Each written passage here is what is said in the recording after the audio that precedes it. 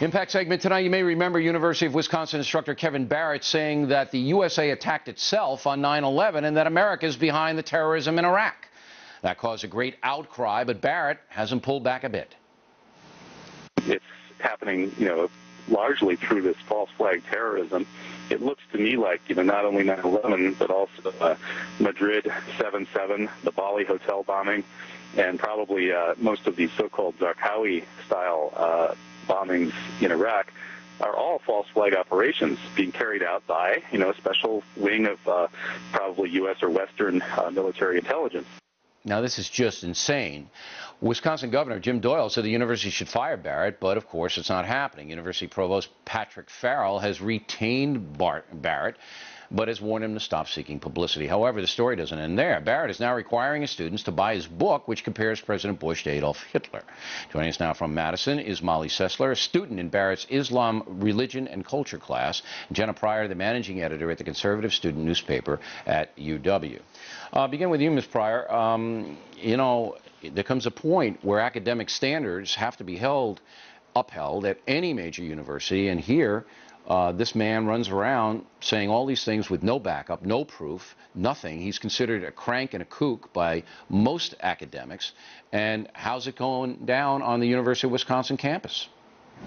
You're absolutely right, and it's becoming more and more embarrassing. A few years ago when I applied and was accepted to the UW, it was my #1 choice because of the prestige it had not only in Wisconsin but nationwide. And I just feel like day by day with Mr. Barrett, that prestige is slowly eroding. We have this guy saying these things which are perfectly reasonable for his own personal opinions, but are not facts, are not peer-reviewed scientific evidence by any means, are just basically his opinions on Republicans and President Bush, and passing them off as testable knowledge in his class, forcing students to read it, forcing students to take tests on it, forcing students to repeat it. It's embarrassing, and you're absolutely right when it comes to academic standards. For other professors at the UW, it must be extremely embarrassing for them to have a peer of theirs. Is it embarrassing, though? Is it embarrassing? Have other professors said anything about it? I think they are. I think I've seen some comments online from some other professors that are embarrassed by this. All right. Because well, I don't know if that's true. I haven't seen any outcry by the university officials, the hierarchy, or the professors at all. And Ms. Sessler, you're actually taking this course. Now, why would you take a course from a guy who basically is putting forth a preposterous scenario and making statements that he can't back up with facts? Why would you take the guy's course? Well, to be fair, when we signed up for the course, we didn't know who was going to be teaching it or really anything about it other than the description of the course. But you had a chance to drop it. All courses, all kids can drop whatever course you want. Right. I know the drill. I didn't want to drop it. I wanted to learn about his opinions. Why? They're backed up by nothing. They're backed up by nothing. Why don't you just go take a course by the Rajneesh Baruch someplace? Come on. Don't you want to learn from somebody who has facts backing up what he says? He does have facts backing up his beliefs on Islam, and that is what the course is about. The course is not about 9/11. The course is about Islam, and he's taught us very well about that. All right. Now, let me challenge you on that, Ms. Sessler. You are going to be required to read a book that he has an essay in, and this is what he says, quote, "Like Bush and the neocons, Hitler and the Nazis inaugurated their new era by destroying an architectural monument and blaming its destruction on their designated enemies," unquote. Do you know what monument he's talking about, Ms. Sessler? Couldn't tell you. Okay, it's the Reichstag fire. That's what he's talking about.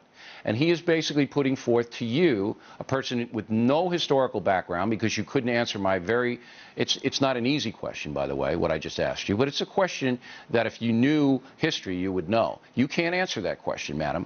And what I'm submitting to you is that you are a young woman, sincere, who's now ensnared in this class, and you don't have the background to know whether this man's lying to you or not. Am I wrong? The book that you're speaking of that he's requiring us to read, his article is in that book. We are not required to read his article that you're quoting from. There are 3 other articles from that book that we are going to be reading. His is not one of them. Okay, but what I'm trying to tell you is this guy could sell you a rainbow and you would buy it because you don't have the frame of reference to know what he's talking about. Bill, I really It's not a matter of being gullible. It's a matter of knowing what you're talking about. This man is saying that 9/11 was orchestrated by President Bush, just like Hitler orchestrated the Reichstag fire, so that Bush could take power. There is not one shred of evidence, Ms. Sessler, to back that insane assertion up. You are sitting there. Your parents, I guess, are paying tuition for you to sit there in front of a madman. He's a madman. And that is what disturbs me. I don't find him to be a madman. I know you don't, but really you're not qualified, with all due respect, because you don't know the facts of history, to make the assessment. I'm not just going to take whatever he says as fact. That's what this class is about. That's what all university courses are about, taking them and deciding what you think about what the professor says that's controversial. Ms. Pryor, all university courses are about credibility in the classroom with an instructor who is an expert in his field. That is what you pay tuition to get. All right? That's why I went to Marist College, to Boston University, and to Harvard, because the instructors there knew what they were talking about. This man has problems. All right? He's got problems. But the bottom line is that Ms. Sessler and other students will be sitting there and listening to this guy, and the university is allowing it to happen. Ms. Pryor, can you explain why? Could I explain why? No, I really wish I could. I mean, if there was a field of offensive lies, he would be an expert in that field.